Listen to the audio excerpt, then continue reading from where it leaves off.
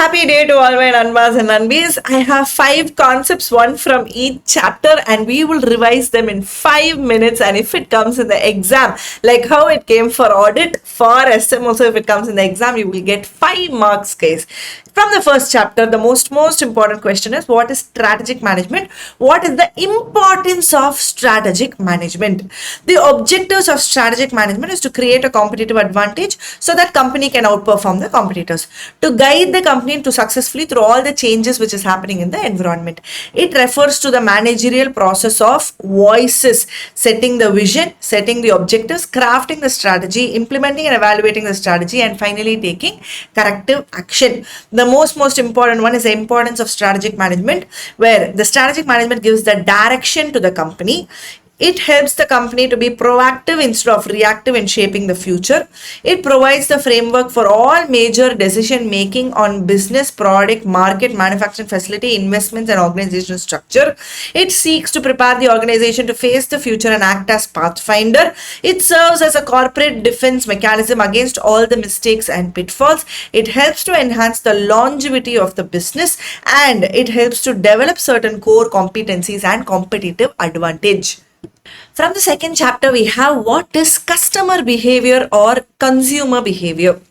Now see here, consumer behavior may be influenced by a number of things. The element can be categorized into the following: external influences, internal influences, decision making, and post decision making process. What is external influences? Like advertisement, peer recommendation, social norms, which has a direct impact on the psychological and internal process that is going to influence the consumer's decisions.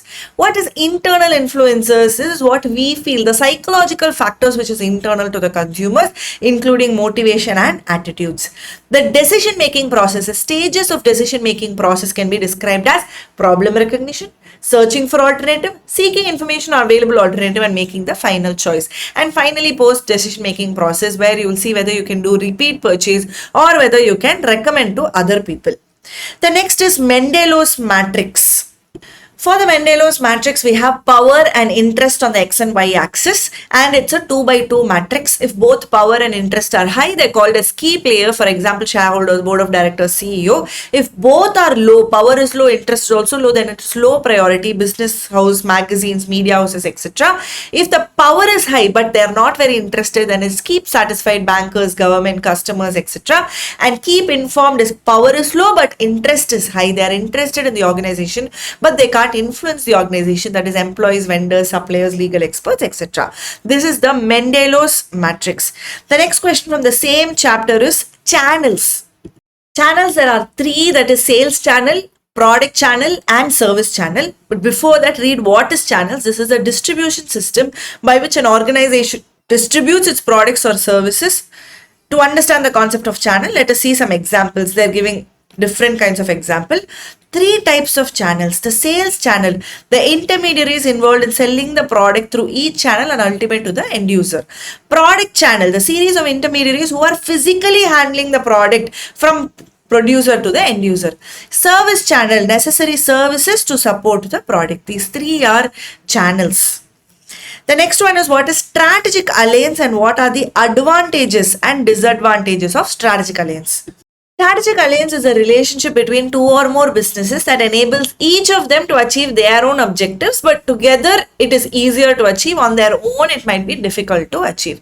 So advantages of strategic alliances is economic advantage, strategic advantage, political advantage, and also organizational advantage. There are 4 advantages. One disadvantage is that sharing has to be done. Usually 2 organizations will not share with each other, but because of an alliance, they will be sharing with each other. Organizational advantage. This alliance helps to learn the necessary skills and obtain the capabilities from strategic partner. Economic advantage, there can be reduction in cost, reduction in risk, because it will be distributed among the members of the alliance. Strategic advantage, where the rivals can together join and cooperate instead of compete with each other. Political advantage, they are formed with local foreign businesses to gain entry into a new foreign market. Like I said, the disadvantage is sharing of resources and profits, and also sharing knowledge and skills that otherwise organizations will not like to share. This is advantages and disadvantages of strategic alliance. From chapter 5, we have 2 structures which can be tested, that is SBU structure and network structure. Network structure is very simple. Network structure means non-structure where almost all the functions will be outsourced to somebody else. See here for network structure, also called as non-structure, many activities are outsourced. Virtual elimination of business functions, the organization is only acting as a broker. It provides the organization with increased flexibility and concentrate on distinctive competencies. Corporate headquarters called as brokers where all the functions could be outsourced to outsiders. See, this is the SBU structure where there will be a person called president and under him there will be a functional level and under him there will be different strategic business unit.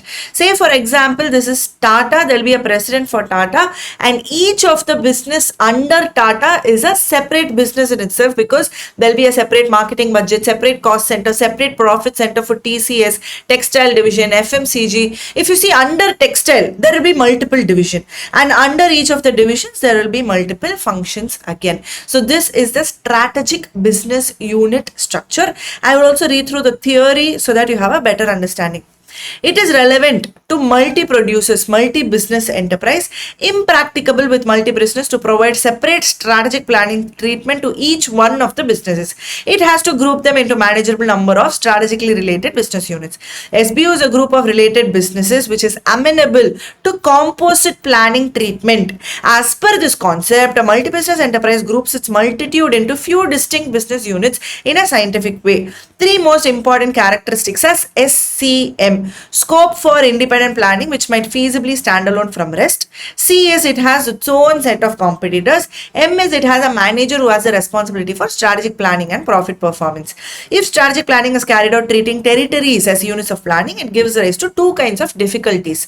Since number of territorial units are handle same product getting varied strategic planning treatment is one difficulty. Since a given territorial planning unit carry different products with dissimilar characteristics getting identical strategic planning treatment, that is also a risk there. SBU consists of three levels with corporate headquarters at the top, SBU groups at the second level.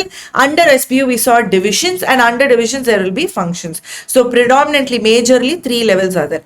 Within each of the SBUs, divisions will be related to each other and SBU groups are unrelated to each other. Yes, of course, under the textile there is Westside and Zudio. These two are related to each other, but textile and FMCG is completely different from each other. Each of the SBUs are completely different. The principle underlying and grouping is that all related products related from the standpoint of function should fall under one SBU. The concept provides right direction to strategic planning by removing vagueness and confusion. Attributes of SBU and benefits a firm may derive by using the SBU structure are as follows. This is a scientific method. An improvement over the territorial group of business and strategic planning based on territorial units.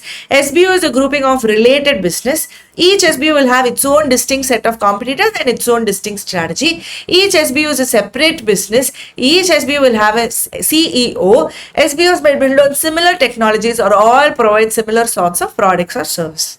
Just 5 minutes, you have learned 5+ concepts and if it comes in the exam, you will get 5 marks, guys. Importance of strategic management. Here SBU structure descriptive can be asked, network structure MCQs can be asked. Strategic alliance advantage and disadvantage very important. Channels is important. Anything which I have found this as important is part of this 5 marks 5 minutes. All the very best, guys. If it comes in the exam, you should get that 5 marks.